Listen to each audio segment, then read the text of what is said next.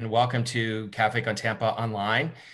Today we are proud to have Tampa's Mayor Jane Castor, and we've got Del Acosta back for his second online meeting. Del, say hi. Good morning, and thanks again, Bill. This is my second online, and I want to thank Bill for making this online sequence of Cafe con Tampa possible. Today we have with us Tampa Mayor Jane Castor, and I think she's done an exemplary job in getting us through these trying times. And I think the number one thing is she's modeled good behavior for all of us. Take it away, Mayor Jane. All right. Well, thank you so much. Thanks, Del. I appreciate it. And thanks, Bill.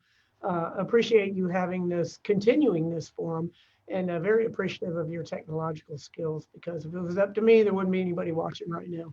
That's why it's taken me so long to come on board. There you go. That's right. A little difficult for us older people. Yeah. But just to give you an update on COVID-19, we are doing very, very well here in the Tampa Bay area as it relates to the number of cases and associated deaths. That's clearly what we're working towards. I say have a Facebook Live program as well.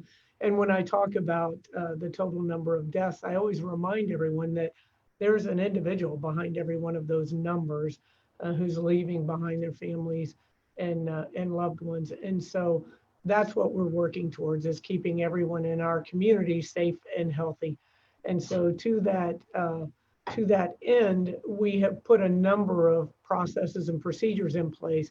One, the testing, to get that really ramped up and to be able to have more testing in our community.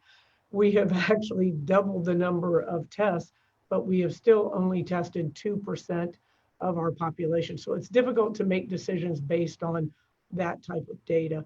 And so we are encouraging everyone to get tested. It's free. You don't have to have symptoms. We have locations that make it easy to go and be tested. We even have a mobile unit that goes out for individuals who can't make it there. So I encourage everyone to get tested if you haven't been. And then also we had put in place a couple of steps before we looked at reopening. And one was the contact tracing. If I'm tested and I come back positive, to go out and try to determine who I've come in contact with, and either have those individuals tested and quarantined if necessary. So that is up and running through the health department, Hillsborough County Health Department, TGH, and School of Health, and then also emergency managers.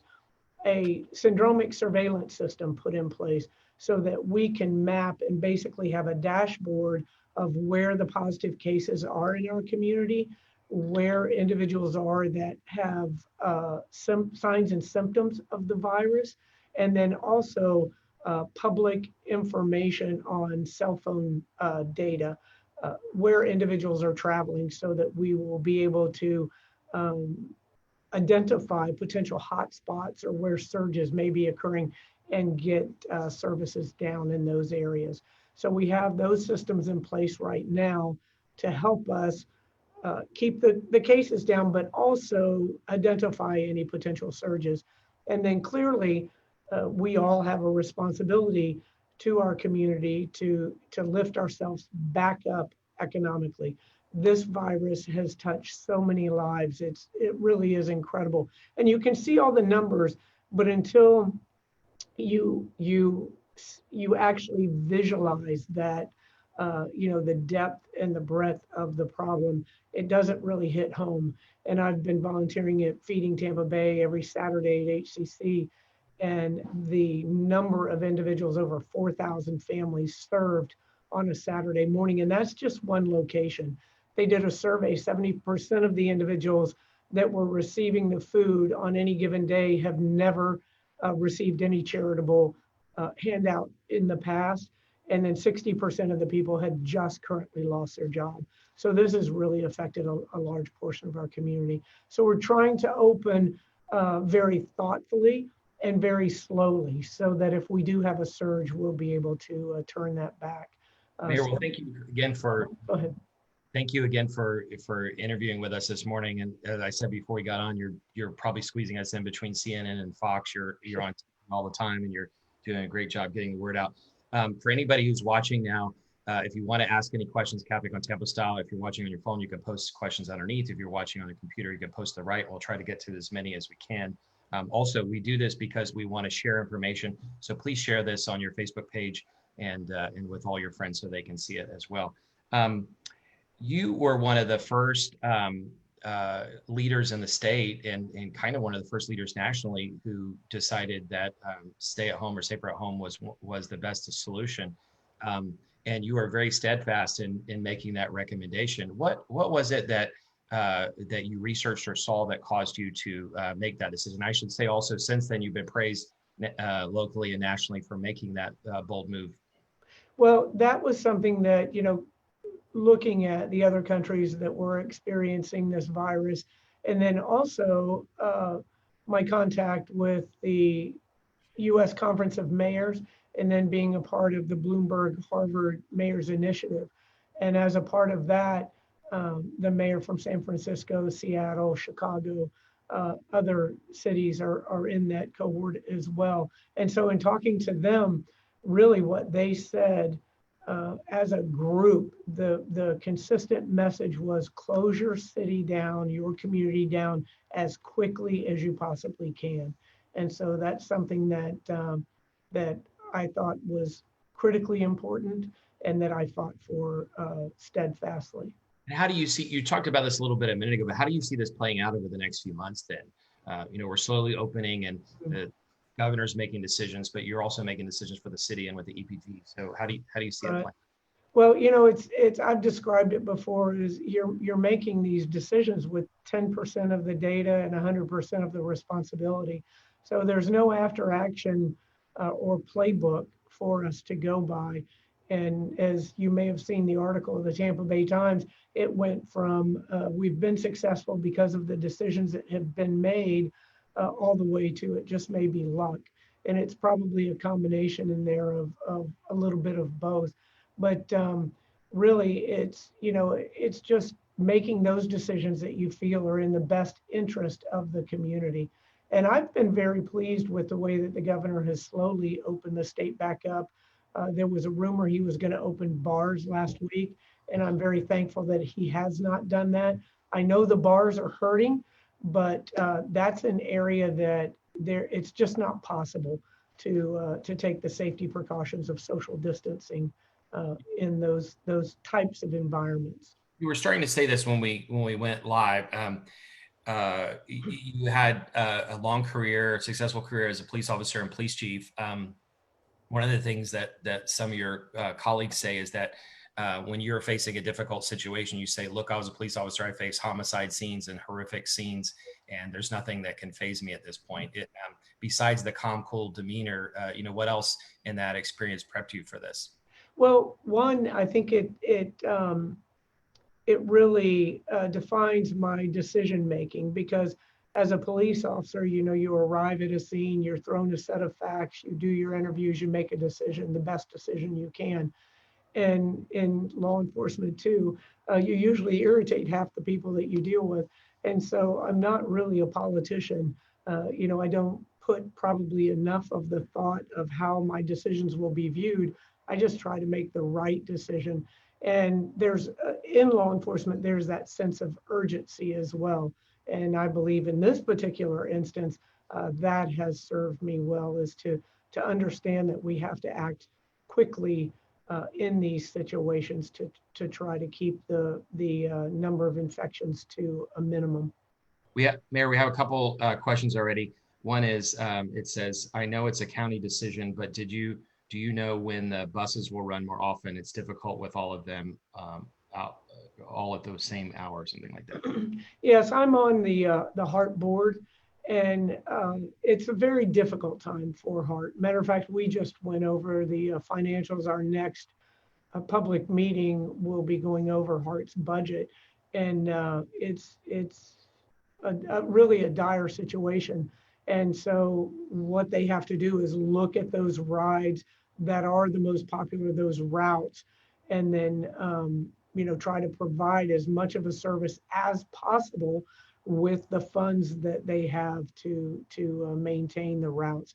But we're cutting corners as much as we can without cutting the routes. at heart, and hoping that they are going to be able to get some financial assistance very, very quickly. The All for Transportation that we all voted for as a community has made it to the Supreme Court on the state level, and the outlook isn't very positive for that, which is a shame because the majority of that funding went to HART, and we would have had a robust bus system. So I apologize for that, but we are doing the best we can to provide a service for our community. Mayor, as things have opened up, I've noticed, and this is an unscientific inventory, but I've noticed, for example, at the supermarket and the drugstore, fewer and fewer people are wearing masks and observing social distancing. What message would you like to give to the citizens of Tampa for today and as we open up more and more? This virus has not gone away. One, it's not like the flu season where you have a season and then you're out of it. This virus is alive and well in our community.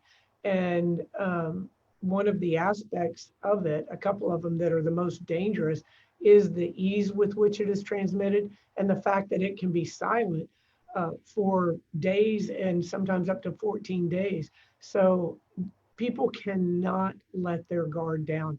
You have to maintain social distancing. You have to take the simple disinfectant steps, and you have to wear facial covering whenever you're out in public. We've got a couple more questions here, and if anybody's watching, please post questions and we'll try to get to as many as we can. If you haven't already, please share it to your friends and colleagues so they can get the information as well. Next question. Do you think this will forever change human interaction in public places like movie theaters, flying, public transportation, standing in long lines, even Disney? Will these typical behaviors change based on fear? I don't know if they'll change based on fear. I believe that they will change. Some things will become our new normal. I'm hoping that the face coverings in some instances become our new normal. And I'm not talking about all day, every day for the rest of our lives. But as we have all heard from the scientists, that the expectation is that there will be another outbreak of this virus in the winter months. And so we need to be very cognizant of that. And while we didn't stop it here when it first came to our country, we should be able to contain it in the next wave. And one of the ways to do that will be through the facial covering. So I think a lot of the steps will be new normal, a lot of the safety steps, but I don't believe that it's going to change our way of life dramatically from this point forward. Another question, will Boom by the Bay happen this year? We do not plan on Boom by the Bay right now. So, but then again, our team here put that together, I think, in about 3 or 4 days last year. So we don't intend to bring that large crowd together right now. But again, there's so many unknowns with this virus. Hopefully we would be able to look at that by July 4th. Another similar question. I'm just going to read the way the question is. Why do you not support closing some streets throughout the city to promote pedestrian safety while exercising, for example, Bayshore? Actually, I do. I've talked about this from the very beginning. And in the very beginning, I talked about closing down streets like Bayshore for the purpose of exercising. But from the very beginning, I've encouraged individuals to get outside, to get out in the fresh air, and to exercise, but to do it in their own neighborhoods. And so that was the deciding point for me in not opening Bayshore in the very beginning of this virus outbreak, was that I didn't want to bring more individuals down to that particular neighborhood and encourage others to either exercise in their own neighborhood, or we had 6 jogging paths and biking paths in parks open throughout our city. And I do intend to, I've also talked about that, open up. I've been a huge proponent of complete streets and open streets. And I participated as a police chief in closing down Kennedy and other streets to have the community come out. And we intend to do that as well throughout the city, not just in one location. Close down streets on the weekends so that the entire community can come out and just have fun. And are all the parks open now? I've seen a couple press releases. Are all of them open? Yes, all the parks are open. Some of the amenities are closed down. Some of the recreation centers that are small and, we can't practice social distancing. Those have been closed. Also, basketball courts, volleyball courts, where you're going to come in contact with each other. Another thing that we're doing that a lot of other jurisdictions aren't, we're continuing ahead with our summer school, because that our summer camps, our summer programs, because people can't get back to work if they don't have some type of care for their children. And so we realize that, and we're going to open up our summer camps. Another question from the audience. Congratulations on hiring Whit Raymer as your city's sustainability officer. And I think it's the first ever sustainability officer. Yes. What's your first priority for him when he gets to work? That he gets to work. He's got so much to do. I mean, as you stated, Bill, he's the first. And so he's got a full plate. But if anybody can do it and do it well, it's Whit. So he is going to come in. He's going to have to basically design the program. And then we're looking at it, resiliency and sustainability from a social aspect in our neighborhoods, but then also from the environmental front. We have so many avenues that we can go down there. So I see Whit as being sort of the conductor of the orchestra. He's going to be able to use the 4,500 employees, team members we have here in the city of Tampa to basically carry out and implement these different programs. So we're very, very excited, not only to get moving quickly on the resiliency and sustainability front, but really to have Whit as part of the team. Could you talk for a minute about the staff you've assembled? In my humble opinion, you've assembled a really top-notch staff, starting with your chief of staff. Can you just tell everybody the team that you've assembled, please? Yes, and thanks. I appreciate that, Bill. And it really is all about the team and the individuals that you're putting in positions that have the intellect, they have the experience, they have the capability, and then you just let them go and do their jobs. First and foremost, as you've mentioned, the greatest chief of staff of all time, John Bennett. John and I have worked together, forever. He was an assistant chief at the police department, and then he went over to Pinellas County and was a assistant county administrator over there for several years. And so he and I are used to working together. Matter of fact, we finish each other's sentences in a number of cases, but he is just brilliant. And I know that council appreciates all of his efforts, as do I and the citizens as well. Over in our construction and economic development is Carol Post, and she came from New York City. She was a deputy mayor under Bloomberg for 8 years, came down here, got a job with USF, and actually oversaw the construction of the USF Medical School. And so she has been doing an incredible job. And as everyone knows, development services was where we had grown so quickly in that area, and we hadn't added any personnel there. So we really streamlined a number of processes there. We have Osea Wynn, who is heading up our neighborhoods, and she is doing a phenomenal job. She came from within as well, and really doing a great job with a number of programs, and especially with the communication, bringing all of the neighborhoods together. So very excited about that. And then Jean Duncan over mobility and infrastructure. And Jean's she's incredible. She is an engineer. So, engineers and police officers, kind of like the oil and water, but she is phenomenal. And she gets things done. And that's what I really do appreciate. So Jean's doing great things. Everyone is just doing wonderful. Our communications, Ashley Bauman heads communications, and I think I've done about somewhere in the realm of 1 million videos since this COVID-19 came. But again, coming up with innovative programs to lift our community up, and then making sure that everyone is informed. So we've got a great team, and we're very, very excited. Thank you for doing the 1,000,001st video. There you go. And I should mention Gene Duncan and some of the others. I first met through Café con Tampa, and they've been very accessible over the years at coming and meeting with folks and answering constituent questions. We've got several questions that have popped up. One is, looking at the current environment. Some other cities are closing streets for open streets. What's your plan, kind of, for the next few months and then going forward with open streets? Yes, we already have areas identified. As I said early on, when the virus first hit our community, we had identified different areas throughout the city that we would close down and turn into open streets safely, turn into open streets on a Saturday or Sunday, and just for that sense of community. And again, the reason I didn't do it early on is just because of the ease with which this virus is transmitted. And we really hadn't socialized the facial covering or those types of safety precautions. Now I believe that we can do that.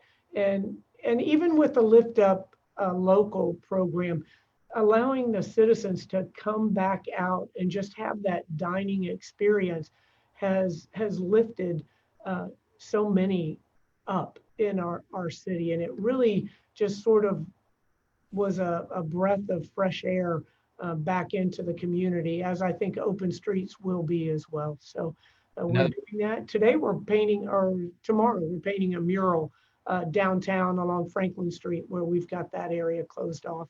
And it's just been very successful. I think the open streets will as well. Yeah, I want to make sure we hit the arts before you leave too. Let me ask a question back on getting back. You mentioned that the summer programs in the recreation centers are going to be opening up, and I think that's great.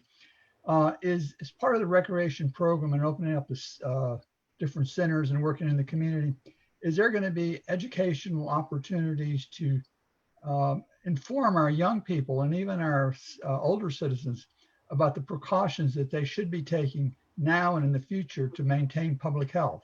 Yes, and our Parks and Rec, that's another group. They are so creative. It's just incredible.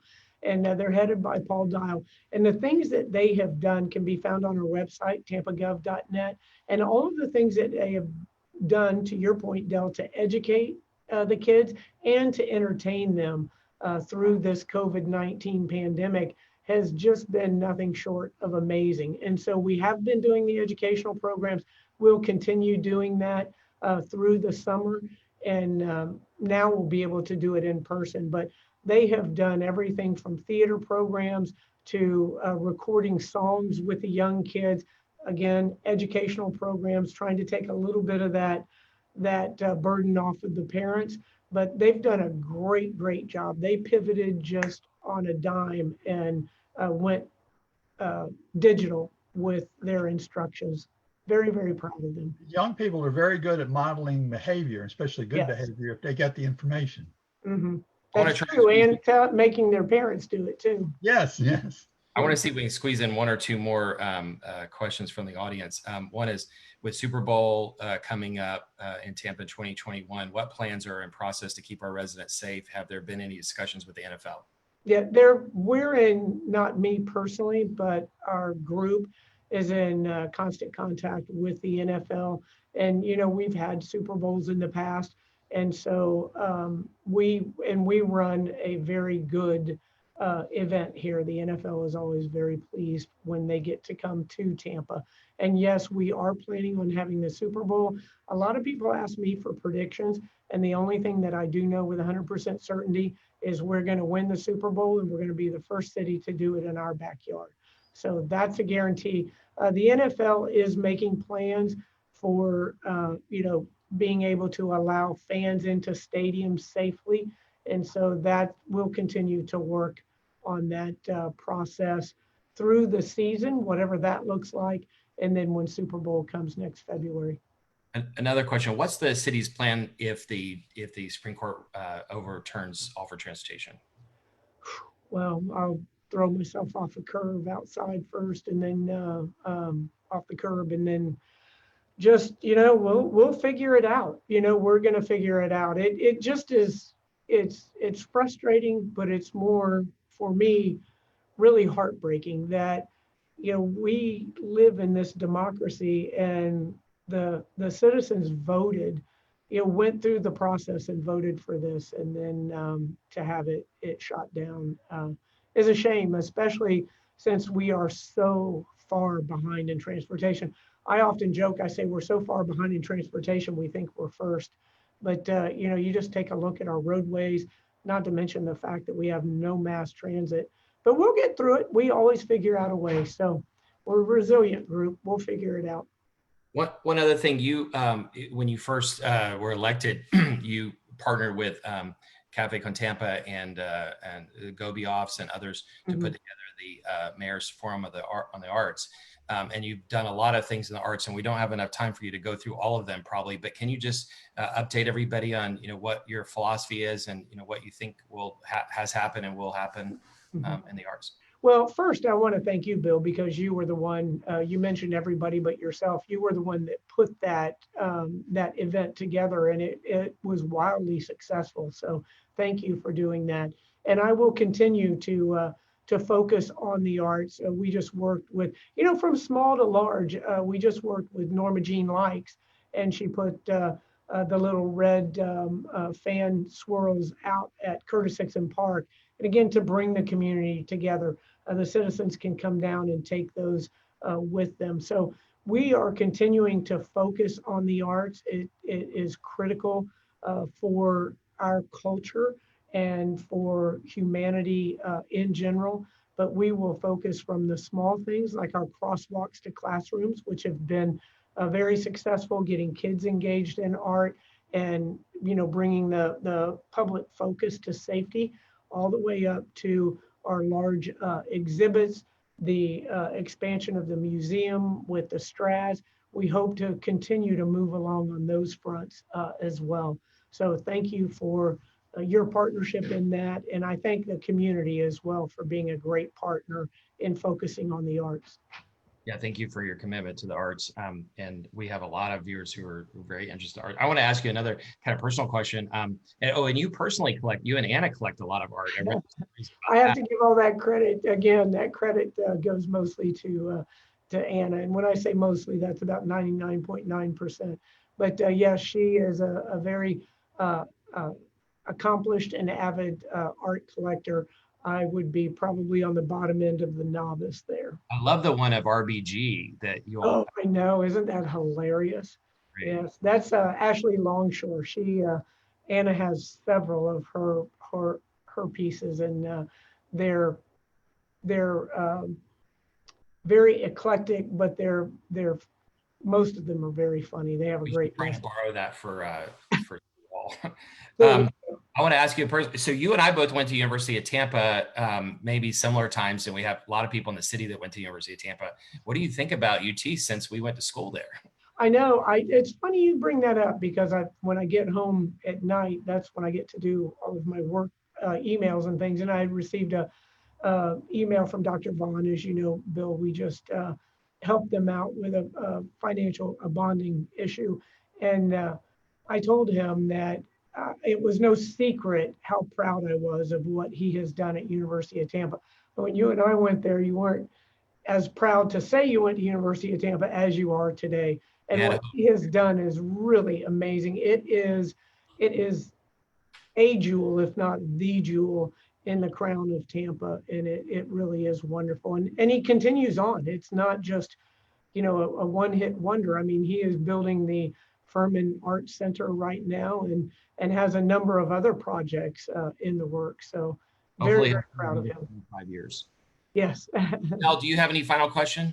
No, I think this has been very informative, and I appreciate Mayor Jane coming on board today. Well, I appreciate the invitation. Thank you, Dale, and thank you, Bill, for not only for what you do at Café con Tampa and keeping our community informed, but thanks for your partnership on the City Council. Thank you so much for everything. Take care, everybody. All right. See you guys. Bye, thanks.